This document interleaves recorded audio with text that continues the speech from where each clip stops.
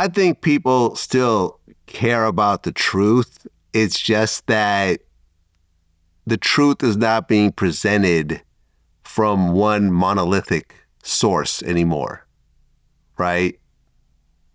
When Nixon got caught with the whole, stealing of documents, the Watergate situation, the news all said he is a crook.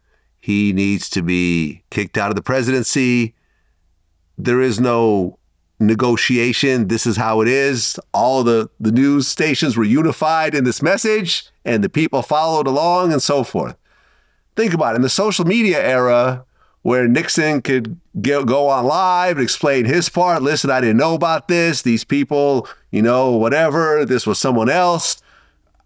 Look, Trump essentially tried to cause an uprising and came back and got arrested, elected again. So arrested. He did get arrested. And he, in the moment, him and every Republican podcaster and commentator basically acknowledged that January 6th was an abomination. Yeah. And then you only had to give them a couple weeks or a couple months before they were able to figure out a new narrative where really it wasn't that big a deal and he actually didn't do anything bad. I mean, the new thing over the past couple days, this will probably be out, a few weeks from this happening, but like NPR came out with a big report saying that the Justice Department worked to hide allegations that were made in the 80s about Trump allegedly sexually or having sex with an underage girl, something along these lines. Today, the New York Times put out their reporting and confirmed these allegations. And, I was looking at the comments on Twitter, and obviously everybody's saying, you can't believe anything from NPR, you can't believe anything from the New York Times, which I'm very much unsure about if these are even like real humans that I'm reading from, because there are estimates that, Twitter might be half bots, wow. There's huge numbers of bots on there. So when you make a post and you read a bunch of people saying stuff that you think is stupid, a lot of times you're not even reading the words of real humans. But that came out over the last couple of days. Maybe it will be debunked to some extent or whatever, but I don't think anybody actually thinks that these will be viewed as disqualifying for Trump, because again, they flooded the zone. There's so much news on a day-to-day basis that nobody is really capable of focusing on anything. And for me, it would be a lot more beneficial to my business if I was willing to entertain these things more. But, I'm just not willing to compromise myself in that way. Well, yeah. I mean, I did Dion Cole's podcast recently, and I think we were talking about the Katt Williams interview that went super viral. When you saw that Katt interview on Shannon, what did you think? Well, look, as you could tell by my recent exploits, when you bring up a bunch of crazy shit like I did a few days ago, it's gonna go crazy. Let's get especially if everyone you're talking about starts to respond to you. And I'm like, not surprised. You got a high-profile person speaking pure conspiracy theory. Yeah. Earthquake can't read. Like, Earthquake could read. I know Earthquake. He said that like Kevin Hart had like a manufactured fan base, not a real fan base. And a lot of those things, I was Googling them as I listened to it and just being like, oh, okay, this guy's just kind of playing everybody. Yeah. Right. Harvey Weinstein wanted to give him head. I mean, I haven't heard any gay shit about Harvey Weinstein. Yes, he's a convicted, but of women, not of men.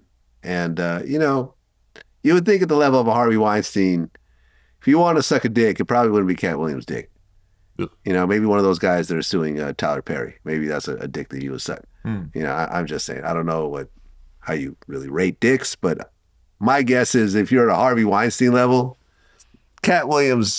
turning out Katt Williams probably is not a big deal to you. But the comments on this post will say that me and you being a Jew and me being some sort of Jew defender, that we are complicit in covering up for people like Epstein and Weinstein. I'm not covering up for nobody. I know, Epstein's but dead that's what they'll and say. Weinstein's in jail, so clearly whatever covering we didn't work very well. Me saying that some percentage of the allegations made against Epstein are ridiculous will be conceived of as me running cover for Epstein, and also will be viewed as part of me being involved in a vast Democratic conspiracy, which many people also think. Do you know some of the people mentioned in the Epstein files? I sent a shitload of names, yeah. Elvis Presley. Yeah. Marilyn Monroe. Yeah. So apparently Epstein was getting freak offs, at 5 years old. Yeah. Or Pusha T when he was 18. Oh yeah, Pusha T's in it, Jay-Z's in it. It's all, I mean, a lot of his allegations, there's some true shit. Listen, he's a pedophile. I've always said it. He's a pedophile. He's a piece of shit. I'm glad he's dead. He brought nothing positive to this world. He traumatized a whole bunch of young kids. Giselle Gussain, whatever her name is, she's locked up too, where she should be. It is what it is. He killed himself. I don't think there was a conspiracy over him dying. Because remember one of my tweets when they were like, oh, Jay-Z's the Epstein files. I said, it's deeper than that. Jay-Z is Epstein.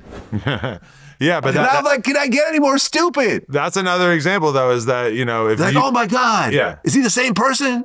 When I say that I think that Jeffrey Epstein killed himself, you get that kind of pushback. And to me, the fact that they did an autopsy on him and that the autopsy came back that it was suicide, and then his brother paid for a second autopsy, and that autopsy also came back saying that it was suicide. I mean, is that not enough? In a world that respects truth and experts, you would think that that would be enough.